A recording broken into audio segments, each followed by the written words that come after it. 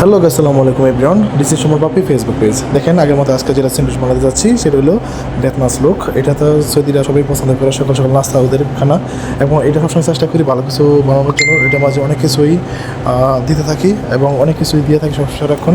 যেরকম এটার মাঝে অনেক কিছু আসে, আপনারা দেখতে থাকেন, অবশ্যই দেখলে বুঝতে পারবেন যে কী কী এটার সাথে থাকে।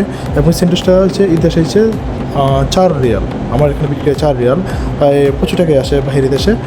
ঠিক আছে, দেখেন কীভাবে বানাতে থাকি। এটা আমি সবসময় চেষ্টা করি এরকমভাবে ভালো করে বানানোর জন্য, কাস্টমারকে দেওয়ার জন্য, এবং আমি বানাতে খুব পছন্দ করি সুন্দরভাবে।